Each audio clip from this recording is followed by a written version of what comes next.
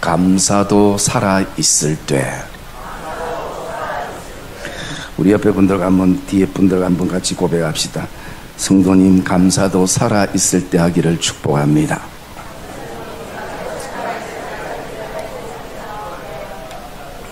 우리 옆에 분들과 한 번 더 고백합시다. 오늘 살아서 내 옆에 있어 주셔서 감사합니다.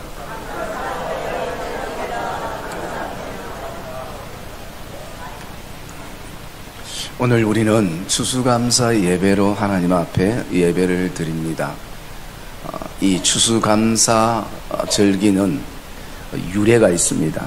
물론 우리가 다 익히 알고 있지만 영국의 청교도 사람들이 1620년 쯤에 그들이 신앙의 자유를 찾아서 삶의 터전을 버리게 됩니다. 여러분, 이것이 얼마나 어렵고 힘든 것은 우리가 잘 알고 있습니다. 저는 여지껏 살면서 사람들이 먹고 살기 위해서 삶의 터전을 바꾸고 직장을 바꾸는 것은 많이 봤지만 좀 더 신앙생활을 잘하기 위해서 삶의 터전을 바꾼다는 것은 굉장히 어려운 것입니다. 그래서 그들이 타고 있던 이 메이어플라워라는 이 배는요, 유람선이 아니었습니다. 그들은 오직 신앙의 자유를 위해서 찾아가는 배였습니다. 그리고 그렇게 떠났을 때 그 해 겨울은 혹독하게 추웠습니다. 그리고 그들이 한 지역에 도착을 하게 되고 그 원주민들의 도움으로 그들이 그곳에 농사를 짓게 되고 1621년에 첫 번째 수확이 있을 때에 그 당시에 그들이 잘 먹던 칠면조와 그리고 화덕에 구운 빵을 가지고 하나님께 감사하고 그리고 그 원주민들과 그것을 나누었던 것이 출발점이 되었습니다. 그러면서 그들이 1620년에 그곳에 도착해서 1년이라는 시간을 보내고 그 속에서 그들이 첫 번째로 하나님께 감사하고 사람들에게 감사하는 예배와 축제를 드렸다는 것을 우리는 좀 생각해 볼 필요성이 있는 것입니다. 그래서 여러분, 이 감사는 환경이 아니라 하나님을 향한 우리 마음의 태도에서부터 출발이 되는 것입니다. 그리고 나아가서 내가 감사를 언제 시작할까? 그것은 굉장히 중요합니다.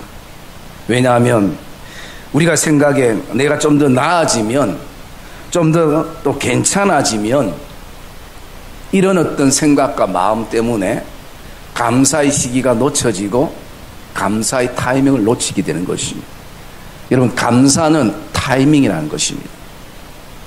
오늘 우리 사랑하는 성도들이 앞에 이렇게 아름다운 과일들을 가져와서 또 봉사부에서 이렇게 예쁘게 다 했어요. 그래서 저는 어떤 과일을 가져갈까 고민하다가 제가 포도를 좋아하니까 그래서 마침 그 집에 머루포도만 있는 것이 아니라 제가 좋아하는 캠벌이 있어가지고 2송이를 샀습니다. 그리고 제가 교육자 회의할 때 포도를 좀 올려놔라 얘기를 하니까 뭐라고 답이 왔냐면, 목사님 안 됩니다. 지금 전부 다 색깔별로, 여러분 색깔별로 돼 있어요. 색깔별로 쫙 멋지게 해놨기 때문에 그 검은 게 하나 툭 올라가면 보기가 싫다는 거예요. 그래서 제가 아니 목사가 하라면 하지 이런 어떤 멘트를 안 했습니다. 왜냐하면 제 안에 깨달은 하나가 있었기 때문인 거예요. 오늘 설교와 매치가 됩니다. 내가 이 감사의 타이밍을 놓쳤구나. 사실은 제가 그 말이 상처가 되고 오늘 다른 교회 가서 내가 추수감사 예배를 드리려 했습니다. 시험이 들어가. 여러분, 그분들이 그만큼 아직까지 자리가 잡혀 있지 않고 환경이 어렵지만 하나님 많이 주셔서 그들이 감사했던 것이 아니라 감사로부터 시작을 했다라는 것입니다. 그래서 여러분, 정말 내가 나아지면, 괜찮아지면 여러분, 그 생각에 묶임이 되면 우리는 감사할 수 없는 것입니다. 그래서 감사는 처음부터 출발돼야 되는 것이고, 그래서 나는 오늘도 감사가 언제 시작돼야 되는가, 감사는 타이밍이다. 그럼을 통해서 여러분, 저와 여러분들 이 추수감사 예배를 통해서 제가 소망하는 것은 이 추수감사 예배가 다시 한번 잃었던 감사의 회복이 되고 감사의 출발점이 되기를 주님의 이름으로 축복합니다.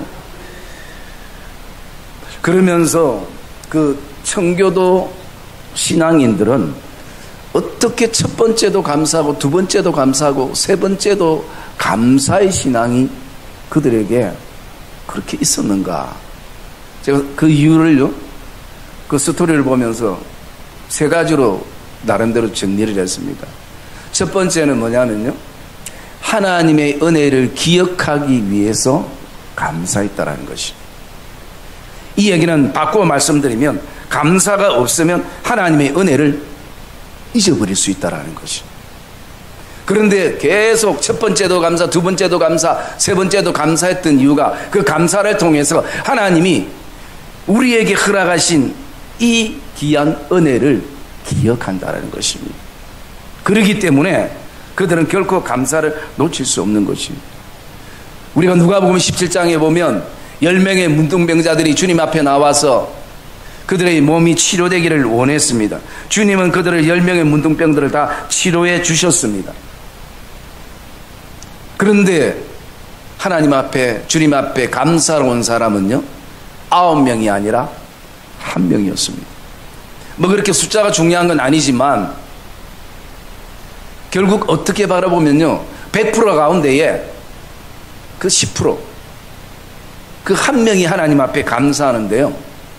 그래서 이 감사라는 것을 보면 감사를 충분히 배우고 감사가 뭔지를 아는 유대인들이 하겠다라고 생각했는데 그 감사를 누가 했냐면요, 하나님을 잘 모르는 사마리아인이 하나님 앞에, 이방인이 감사하다 하면서 나왔던 것입니다.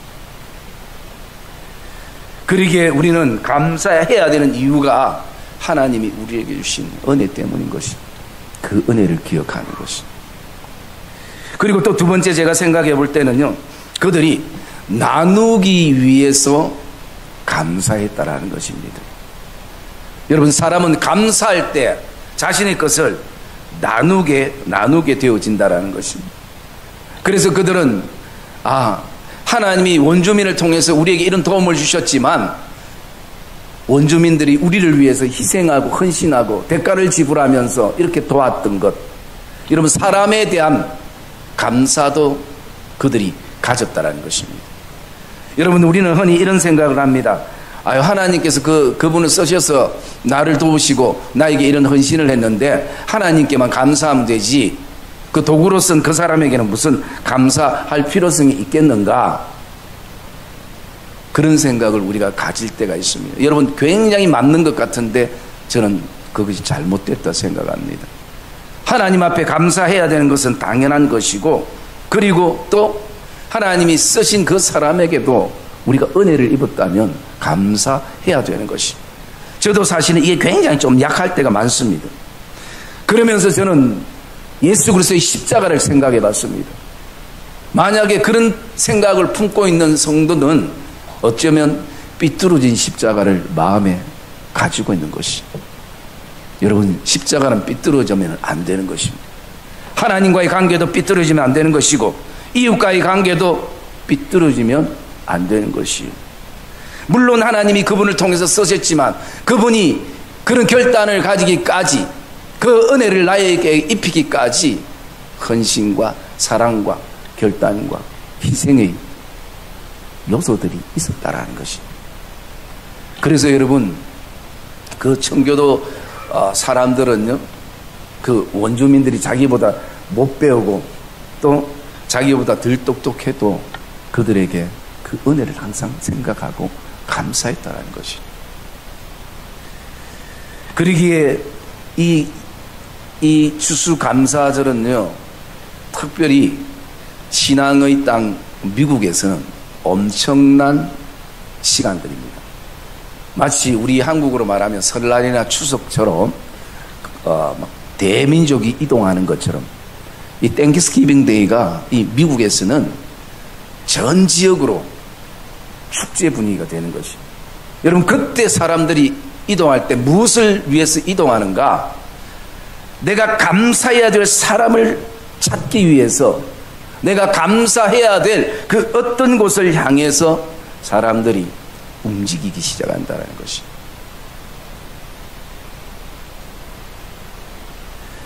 그러기에 우리가 나누면 나눌수록 그 속에 계속 맺혀지는 열매가 뭐냐면요, 감사의 열매가 맺혀지는 것이. 그리고 세 번째, 이 청교도들을 통해서 제가 깨달은 하나가 있다면 그것은 그들이 왜 그렇게 철저하게 감사했는가? 오늘이 있음을 감사했다라는 것이죠. 그 얘기는 바꿔 말해서 내가 지금 연약하지만, 우리 가정이 연약하고 교회가 연약한 부분들이 많이 있지만 존재하고 있다라는 것에 대해서 감사가 되어지고 있다는 것입니다. 여러분, 오늘이 감사가 되어져야 내일도 감사가 되어지는 것입니다. 왜냐하면 그들이 감사할 수밖에 없는 것은요, 그 항해 가운데에 많은 사람들이 생명을 잃기도 하고, 또 항해 가운데에 이 죽음의 문턱에 서기도 하고 죽을 뻔했던 위기를 경험하게 된 것입니다. 여러분, 여러분들 안에 가족 중에라도 누가 죽음을 경험할 뻔했거나 죽음의 문턱에 서서 진짜 주의 은혜로 다시 살아났다면 그 사람은요, 생명과 삶에 대한 생각이 다른 것입니다. 왜? 내가 거기까지 가봤기 때문인 것이. 여러분, 오늘 본문에 죽음의 문턱에 서 있는 한 사람 보게 됩니다. 그가 누구냐면 히스기야 왕인데요, 그가 이사야 28장 처음에 시작해 보면 이런 청청병력 같은 소리를 들었습니다. 하나님께서 히스기야를 향해서 선지자를 보내서, 이사야를 보내서 이렇게 얘기합니다. 너는 이제 병들어 죽게 된다. 열왕기하 20장에도 동일하게 그렇게 고백을 하고 있습니다. 너는 이제 내일 죽을 수 있으니 다 집을 정리해라. 오늘 여기에는 유언을 써라. 그리고 죽음을 준비하라 라고 얘기를 하고 있습니다. 38장은 우리가 지난 수요일에 묵상했기 때문에 그 내용 넘어가고요. 그러면서 죽음이 선고된 이 히스기야 앞에 그는 자신이 가지고 있는 권력도 어떤 땅도 재산도 힘도 그 어떤 것으로도 해결할 수 없는 위기의 순간이 이르게 되는 것입니다. 그래서 그 속에서 오늘 이 본문의 내용은요, 히스기야가 깨달은 것을 하나님 앞에 지금 고백하고 있는 내용이 바로 오늘 본문의 내용인 것입니다. 우리가 히스기야가 깨달은 첫 번째가 뭐냐면요, 그가 16절 우리 말씀 한번 읽어볼까요? 16절 말씀 시작. 주여, 사람이 사는 것이 이에 있고 내 심령의 생명도 온전히 거기에 있사오니 원하건대 나를 치료하시며 나를 살려 주옵소서. 아멘. 여러분, 히스기야가 죽음 선고 앞에 첫 번째 깨달은 것이 뭐냐면 이것이었습니다. 사는 것도 하나님의 손에 달려있고 죽는 것도 하나님의 손에 달려있구나. 왜냐하면 생명의 주인이 하나님이시기 때문인 것이. 그 말씀에 주여, 사람이 사는 것이 이에 있고, 여기에 이에 있고라는 이라는 것은 뭐냐? 하나님의 손과 하나님의 뜻을 말씀하고 있는 것이. 그래서 사람이 사는 것도 하나님의 뜻과 하나님의 손에 있고, 그리고 생명도 온전히 거기에 있사오니 거기가 바로 하나님의 뜻과 하나님의 손인 것이.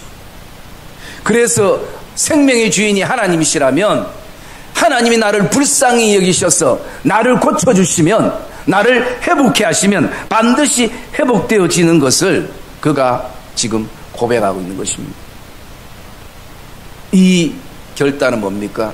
죽을 때 죽더라도 하나님 앞에 매달려 보고 죽자라는 것이. 한번 따라합시다. 죽을 때 죽더라도 기도하다 죽자, 찬양하다 죽자, 말씀 듣다 죽자. 여러분, 히스기야가 할 수 있는 건 단 한 가지였습니다. 하나님, 나를 긍휼히 여기셨어. 나를 치료해 주시고 나를 살려주시옵소서. 한 번만 더 기회를 주십시오. 그가 다른 어떤 것도 찾지 않고 얼굴을 벽으로 향하고 오늘 고백을 하고 있는 것입니다. 그래서 여러분, 제가 지난 수요일 날 그때는 우리가 이 히스기야와 그 이사야 선지자의 관계에 대해서 말씀을 나눴습니다. 여러분, 저도 목사지만 성도에게 하나님이 이런 말을 하라고 하면 저는 못 전합니다. 왜? 관계가 안 좋아질까 싶었어요. 그리고 그러다가 또 계속 살면 어쩌나? 못 전합니다. 그런데 여러분, 이사야는 하나님의 뜻을 히스기야에게 전했습니다. 히스기야가 누구입니까? 여러분, 최고의 권력을 가지고 있는 왕입니다. 어쩌면 이 한마디에 이사야 모든 그가 사역이나 섬김이나 기타 등등 목숨이 위태한 순간일 수도 있는 것입니다. 그런데 히스기야도 대단합니다. 그 얘기를 듣자마자 이사야를 향해서 너는 왜 우리 가정에, 왜 우리에게 이런 쓸데없는 얘기를 하냐라고 할 수 있는 것이. 그런데 히스기야는 사람에게 집중하지 않고 이거는 내가 하나님 앞에 나가야 될 것이다. 그래서 제가 수요일 그 얘기했습니다. 우리가 누구에게 충고를 듣고 누구에게 뭔가를 때로는 내가 원하지 않는 얘기들을 들었을 때는 그것은 하나님이 기도하라는 사인이라는 것이. 그런데 우리가 왜 그 기도의 사인을 놓치는가? 감정이 먼저 상하거든요. 여러분, 사단이 우리에게 원하는 것 이겁니다. 어떤 얘기를 들었을 때 우리가 감정으로 받아들이면 절대 기도의 자리에 갈 수가 없는 것이에요. 이미 왜? 감정이 상했기 때문에, 이 상한 감정 때문에, 이것 때문에 우리는 기도할 수 없는 것이에요. 그런데 히스기야나 또 이사야나 그 관계성을 보면요, 그 사인을 히스기야는 눈치를 챈 거예요. 이거 지금 내가 감정으로 처리할 문제가 아니다. 관계의 어떤 중요성도 필요하지만 내가 이거는 지금 벽을 향하여 바라보며 하나님 앞에 기도해야 되겠다. 여러분, 이것은 우리의 믿음의 삶에 굉장히 중요한 교훈을 줍니다. 여러분, 우리 안에 모든 인생의 고난과 어려움과 또 힘듦이 나에게 주어진다면 그것은 하나님께서 나에게 기도하라는 사인이라는 걸 기억하기를 주의 이름으로 축복합니다. 내가 생각하지 않았던 이사야처럼 이런 질병 속에 있고 내 힘으로 감당할 수 없는 여러 가지 환경 속에 우리가 놓여 있다 할지라도 이것은 하나님께 내가 매달리라는 사인이구나, 이것을 알아야 돼요. 그런데 저도 마찬가지고 여러분도 마찬가지고 감정의 사람이다 보니까 제일 먼저 감정이 탁 상해버린 거예요. 사단이 그걸 원하는 것이. 그러면 그 사람을 위해서 기도를 못합니다. 왜? 또 그 일을 가지고 기도할 수 없어요. 마음이 다쳤기 때문에. 그래서 히스기야는 생명은 하나님의 손에 달렸기 때문에 내가 하나님께 오늘도 기도하며 나가리라 라는 그 결단과 그것을 깨닫게 된 것이. 왜? 내가 생명의 죽음의 문턱 앞에 서 보니까 알겠더라는 것이. 그리고 히스기야가 두 번째 깨달은 것은 뭐냐면요, 17절 말씀 같이 읽읍시다. 17절 시작. 보옵소서, 내게 그 고통을 더하신 것은 내게 평안을 주려 하심이라. 주께서 내 영혼을 사랑하사 멸망의 구덩이에서 건지셨고 내 모든 죄를 주의 등 뒤에 던지셨나이다. 아멘. 여러분, 두 번째 히스기야가 깨달은 것은요, 내가 지금 어떤 상황과 상태에 있는가 돌아보니까 큰 고통과 그리고 평안 사이에 내가 지금 놓여 있다는 거지. 왼쪽을 돌아보면 큰 고통이 나에게 밀려오고, 오른쪽을 돌아보면 하나님의 큰 고통 가운데 하나님의 평안이 나에게 몰려올 때에, 그럼 중간은 무엇이 있는가? 그것에 대해서요, 오늘 17절에서 말씀하고 있습니다. 저는 개인적으로 묵상할 때 그 안에 뭐가 있는가 보면, 제가 한번 천천히 읽어드릴게요. 보옵소서, 내게 큰 고통을 더하신 것은 내게 평안을 주시려 하심이라. 주께서 내 영혼을 첫 번째 사랑하사, 두 번째 멸망의 구덩이에서 건지셨다는 구원하사, 세 번째 우리의 죄를 주의 등 뒤로 던지셨다. 죄에 대한 용서. 여러분, 큰 고통과 평안 사이에 뭐가 있느냐? 하나님의 사랑이 있고 하나님의 구원이 있고 하나님이 우리를 용서하신 용서가 그곳에 있다라는 것입니다. 여러분, 그러면 그게 뭘 말하는가? 이 세 가지가 우리는 하나님 앞에 감사의 조건이 되는 것이고 감사의 고백이 되는 요소가 되는 것이에요.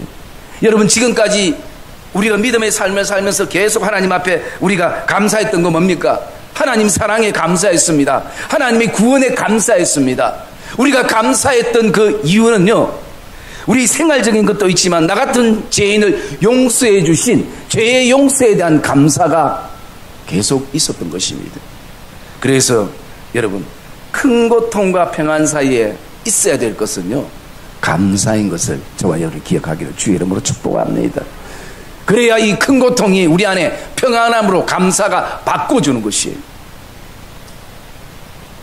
그러기에 오늘 이런 죽음 앞에 선 히스기야가 고백하는, 내게 이 큰 고통을 더하신 이유는 하나님이 나에게 평안함을 주려 하심이라. 여러분, 이게 언제 가지는 고백입니까? 죽음 앞에 서서 가지는 고백입니다. 이 고백이 언제 드려지는 고백입니까? 감사가 회복될 때 드려질 수 있는 고백인 것입니다. 여러분, 이것을 히스기야만 할 수 있겠습니까? 아니에요. 우리에게도 하나님께서 하나님의 사랑을 부어주셨고 하나님의 구원의 역사를 이루어주셨고 하나님의 죄용서 사건이 우리의 신앙의 현장에 반드시 있었습니다. 그리고 우리는 그것을 감사하는 것이에요. 여러분, 오늘 저와 여러분이 때로는 큰 고통과 평안 사이에 우리가 짓눌리고 큰 고통의 현실과 신앙이라는 편안 사이에 오늘도 갈등의 구조 속에 있다면 우리가 그거 되돌아봐야 될 것은 다른 게 아니라 내 삶에 감사가 있는가라는 것이. 감사가 있는가. 감사가 있으면요, 큰 고통은 히스기야 고백처럼 평안으로 이어지는 것입니다. 하나님이 바꾸어 주신 것이. 그것을 히스기야가 깨닫게 된 것이. 그리고 히스기야가 또 깨달은 것은요, 우리 18절 말씀 한번 읽어볼까요? 18절 말씀 시작. 주여, 사망이 주를 찬양하지 못하며 구덩이에 들어간 자가 주의 신실을 바라지 못하되. 예, 여러분, 오늘 히스기야가 깨달은 것은요, 서울이 주께 감사하지 못하며 사망이 주를 찬양하지 못하며 라고 말씀합니다. 여기에 서울이라는 것은 죽은 자들이 가는 지옥을 의미하기도 하고요, 죽음을 의미하기도 하고 그리고 사망을 의미하기도 하는 것입니다. 여러분, 지옥에는 감사가 없다라는 것입니다.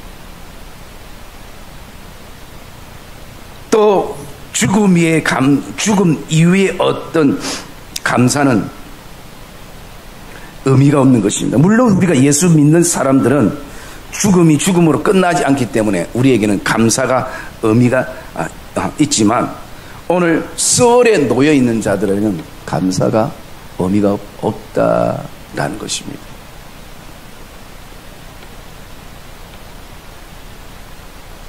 여러분, 이것이 오늘 우리에게 주는 어떤 묵상의 교훈 가운데 하나는요, 내 삶이 지금 수월과 같다고 생각되어지며 내 삶이 정말 상살 없는 감옥처럼 내가 느껴지고 있다면 우리는 그 속에서 감사가 되지 않는다는 것입니다.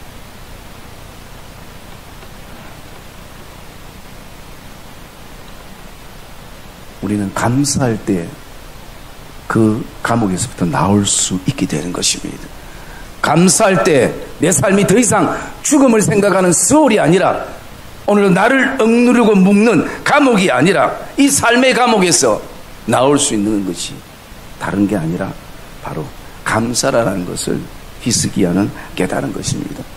그래서 오늘 히스기야가 이 질병을 통해서 고통 속에 있을 때 이게 나를 짓누르고 억누르는 감옥이라면 나에게 감사가 사라질 것이다.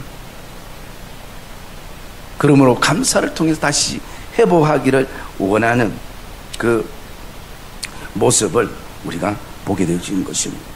그리고 히스기야가 또 깨달은 하나가 있는데요. 그것이 뭐냐면 오늘 19절 말씀 같이 읽읍시다. 19절 말씀 시작. 오직 산자 곧 산자는 오늘 내가 하는 것과 같이 주께 감사하며 주의 신실한 아버지가 그의 자녀에게 알게 하리이다. 예, 여러분 히스기야가 고백할 때 오늘 산자 곧 산자는 오늘 내가 하는 것 같이 주께 감사하며 라고 말씀합니다. 여기에 여러분 두 가지를 우리가 보게 되는 첫 번째는 산자라는 것입니다. 그래서 감사도 살아있을 때 하나님 앞에 사람들에게 나누면서 드릴 수 있는 것이고 감사의 시점은 오늘인 것입니다. 오늘. 지금 이 순간인 것입니다. 오늘이란 타이밍을 놓치면 내일은 우리가 보장받을 수 없는 것입니다. 죽음 앞에 선 히스기야는 너무나 잘 알았기 때문에 오늘 산자, 곧 산자는 오늘 내가 하는 것 같이 주께 감사해야 된다라고 말씀하는 것을 그가 깨닫게 되어지는 것입니다. 그러면 우리가 어떤 감사를 해야 되는가, 어떤 감사를 해야 되는가라는 것입니다. 그 첫 번째로는요, 내가 오늘 서 있음에 대한 감사가 되어야 되는 것입니다. 여러분 야곱이 고백했던 것을 우리 한번 볼까요? 창세기 45장 28절 말씀. 죽은 아들 요셉, 이미 자신이 죽었다고 생각했던 요셉, 이미 마음으로 접어버렸던 요셉, 세월의 흐름 속에서 이제 요셉의 소식을 듣게 되고 고백하는 것입니다. 창세기 45장 28절 말씀 같이 읽읍시다. 시작. 이스라엘이 이르되 조카도다. 내 아들 요셉이 지금까지 살아있으니 내가 죽기 전에 가서 그를 보리라 하니라. 예. 여러분 오늘도 야곱이 사랑하는 죽었다고 생각했던 아들이 살아있다라는 이것만 해도 그의 마음은 가슴 벅차고 감사가 되어지는 것이. 여러분 지금도 우리의 삶 가운데 주변에 보면요, 어떤 부모에 대한 소식, 자녀에 대한 소식, 또 친인척에 대한 그 소식들을 안타깝게 모르고 살아가는 사람들이 있을 수 있습니다. 그래서 여러분 오늘 내가 무엇을 하고 안 하고도 중요하겠지만 먼저 존재 자체가 감사가 되기를 주의 이름으로 축복합니다. 나의 존재가 먼저 스스로 감사가 돼야 되고요. 그리고 또 가족에 대한 존재 자체에 대한 감사가 돼야 되는 것입니다. 왜? 살아있음이 얼마나 중요합니까? 그래서 전도서 기자는 이렇게 고백합니다. 산 개가 죽은 사자보다 낫다라고 말하는 것입니다. 그리고 우리가 어떤 감사를 해야 되는가? 오늘 우리 본문에, 본문 말고 우리가 성시로 읽었던 거죠. 하박국 3장 17절 18절 말씀 우리 두 절 한번 읽읍시다. 구약성경 1305페이지.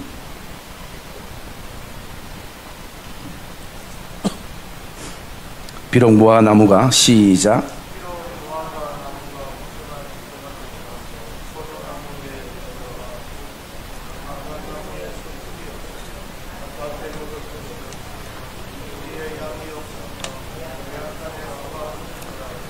나는 여호와 하나님으로 말미암아 즐거워하며 나의 구원의 하나님으로 말미암아 기뻐하리로다.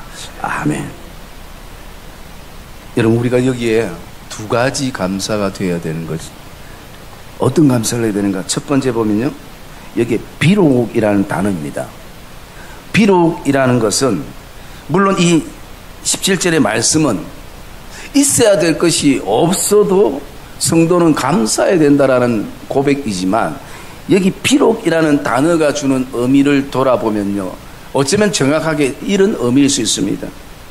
비록 내가 원하는 만큼, 비록 내가 생각하는 만큼 열매가 없다 할지라도 감사하는 것이, 하나님을 향한 감사는 양 때문에 하는 것이 아니기 때문인 것입니다. 하나님에 대한 감사는 크기 때문에 하는 것이 아니기 때문인 것이.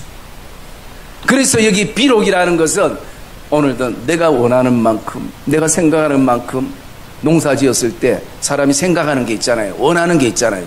그게 비록 있지 않다 할지라도 나는 구원의 하나님으로 말미암아, 여호와로 말미암아 저가 구원의 하나님으로 기뻐하리로다. 이게 믿음 생활이고 신앙 생활이라는 것을 말씀해 주고 있는 것이. 그리고 또 여러분, 한 가지 감사는 어떤 것을 할 수 있는가? 비록 지금 열매는 없지만 하나님께서 무화과 나무를 그대로 베지 않고 두신 것이에요. 포도나무도 열매는 비록 없지만 포도나무가 거기에 살아있고, 밭에 소출이 없지만 하나님이 밭을 걷어가지 않고 밭을 그대로 지금 두신 것이에요. 비록 우리의 양은 없지만 우리는 있는 것이에요. 외양간에 소간은 없지만 외양간은 있다라는 것이. 그러면 거기에는 우리가 희망을 품어야 될 것이 뭐냐면, 또 거기에는 반드시 언젠가 크든 작든 열매가 맺혀질 기회가 생긴 것이에요. 그리고 또 밭을 일굴 수 있는, 먹을 것이 생길 수 있는 그런 근본이 있다라는 것입니다. 여러분, 그래서 우리는 그것을 보고 감사해야 되는 것입니다. 비록 무화과 나무가 무성치 못하지만 그래도 하나님이 무화과 나무를 거두어 가지 아니하시고 이 한 해 다시 한번 우리에게 기회를 주시고, 또 포도나무도 마찬가지고 감람나무도 마찬가지고, 영적인 의미에서 이것은 우리에게 무엇을 말하겠습니까? 우리에게 허락하신 흔들리지 않는 하나님의 구원인 것이, 뿌리 깊이 내린 하나님의 구원. 그래서 하박국 선지자는 나는 여호와로 말미암아 즐거워하고 나의 구원의 하나님으로 말미암아 기뻐하리로다. 그냥 여러분, 이게 단순히 좋은 말씀이 아니라 저와 여러분 안에 실제가 되는 말씀이 되기를 주의 이름으로 축복합니다. 감사회복이 우리에게 필요한 것입니다. 하나님은 지금도 우리 가정과 일터와 직장과 사업처, 가게 속에 원래 큰 열매를 많이 맺지 못해도 하나님이 그 나무들을 두셨어요. 그것만 해도 우리는 감사해야 되는 것입니다. 은혜인 것입니다. 우리의 감사의 기준이 자꾸 소출에 포커스를 두니까 감사를 잃어버리고 힘들어질 수 있는 순간입니다. 이건 누구나 똑같은 것입니다. 여러분, 나무를 보시기 바랍니다. 밭을 보시기 바랍니다. 우리를 보시고 외양간을 보시기를 주의 이름으로 축복합니다. 그것을 하나님이 누가 주셨는가? 하나님이 우리에게 주신 거잖아요. 그래서 우리는 그것을 나의 기업이라, 하나님의 기업이라 우리가 오늘도 고백하고 있는 것입니다. 여러분, 오늘 우리는 어떤 감사를 해야 되는가? 이 감사가 하나님 앞에 우리가 되어져야 하는 것입니다. 그러면 마지막으로 우리가 하나님 앞에 감사할 때에 감사가 나에게 주는 유익은 뭔가라는 것이에요. 여러분, 어떤 유익이 있어야 우리가 감사할 거 아닙니까? 물론 신앙이 아주 성숙돼서 감사하기도 하지만요, 저는 그래서 4가지를 묵상했는데, 감사가 우리 교회와 우리 성도들에게, 우리 자신에게 주는 유기성. 첫 번째는요, 내 안에 날카로움이 사라집니다. 감사가 되어지면요, 오늘 말에 대한 날카로움, 물질에 대한 날카로움, 사람에 대한 날카로움, 사람의 어떤 일이나 행동에 대한 날카로움, 또 나아가서 제도나 상황이나 환경에 대한 날카로움들이 사라지는 것이에요. 여러분, 내가 뭔가에 예민하고 날카롭다라는 것은 돌아보면 내 안에 감사가 없다라는 것이에요. 그게 증명이 되는 것이에요. 여러분, 이것은 성격적인 부분을 뛰어넘는 것입니다. 감사는 성격적인 부분들도 성향적인 부분들도 다루게 하시는 것입니다. 하나님의 은혜를 통해서 그렇게 하나님이 역사하시는 것입니다. 두 번째로는요, 내가 하나님의 은혜 안에 있다라는 것을 확인할 수 있는 것입니다. 여러분, 감사는 그냥 되는 게 아니라 내 안에 은혜가 있어야 되는 것입니다. 반대로 바꾸고 말씀드리면요, 내가 감사하고 있다는 것은 확인할 수 있습니다. 어떤 확인? 내가 지금 하나님의 은혜 안에 머물고 있구나. 그 고백을 우리가 가지게 되고 또 하게 되는 것입니다. 그리고 세 번째는요, 감사할 때 오는 유익이 뭐냐면 겸손을 배우게 됩니다. 여러분, 굉장히 중요하지 않습니까? 우리는 조금만 남들보다 다른 것을 가지고 있거나 남들보다 좀 튀고 싶은 마음이 막 일어납니다. 그 누구나 다 똑같아요. 참 이게 훈련이 잘 안 돼요. 그런데 감사하면요, 저절로 겸손하게 되어 있습니다. 내 힘으로 한 것처럼 느껴지지만 하나님이 하셨구나. 하나님이 도우셨구나. 여러분, 절로 이 고백들을 우리가 가지게 되는 것입니다. 그러면 나라는 어떤 그 인간적인 모습들이 사라지는 것입니다. 그래서 여러분, 겸손하려면 감사해야 되는 것입니다. 그게 나를 겸손하게 만드는 길이 되는 것입니다. 그리고 감사함이 우리에게 주는 유익 가운데 네 번째가 뭐가 있냐면요, 그것은 즐거움과 기쁨이 있다라는 것입니다. 여러분, 감사가 넘치는 공동체에는요, 어떤 현상이 있는가? 박수가 많이 나옵니다. 자다 사람들 전부 다 지금 눈 뜨고 일어나네요. 정신 차리세요. 여러분, 감사가 넘치는 기간은 박수 소리가 끊임없이 난다는 거예요. 그런데 감사가 없고 감사가 없는 내 인생과 삶과 신앙은요, 그 공동체에는 불평과 원망이 일어나는 데는 항상 뭐가 있냐면 손가락이 문제입니다. 너 때문이야. 저 목사 때문이야. 저 부교육자들 때문이야. 저 사람 때문이야. 여러분, 한번 곰곰이 돌아보십시오. 오늘 내 신앙이 내 그 공동체 안에서 나는 지금 누군가를 향해서 손가락질하고 있는 사람인가? 아니면 박수를 치고 있는 사람인가? 여러분, 감사가 있는 곳에 즐거움과 기쁨이 있으면요, 힘들어도 격려의 박수를 치고 못해도 잘했다고 박수를 치고,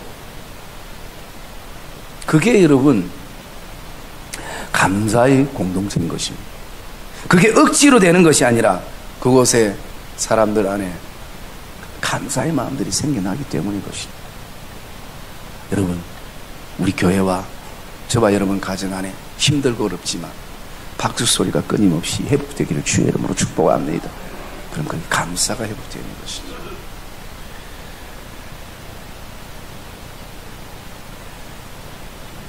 사랑의 믿음의 성도님들, 오늘도 저와 여러분 안에 물론 누구보다도 여러분들이 감사하며 지금까지 살아왔고 또 앞으로 살아갈 것이고, 그런 어떤 마음의 결단도 우리에게 필요하지만, 다시 한번 늘 우리는 사실은 히스기야만이 아니라 오늘도 우리는 죽음 앞에 서 있는 사람들입니다. 그래서 이 귀한 믿음의 그 도전을 받으셔서 감사가 우리의 삶에 회복하는 많은 선한 영향력들을 서로 주고받는 그런 아름다운 복된 믿음의 공동체가 되기를 주님의 이름으로 축복합니다.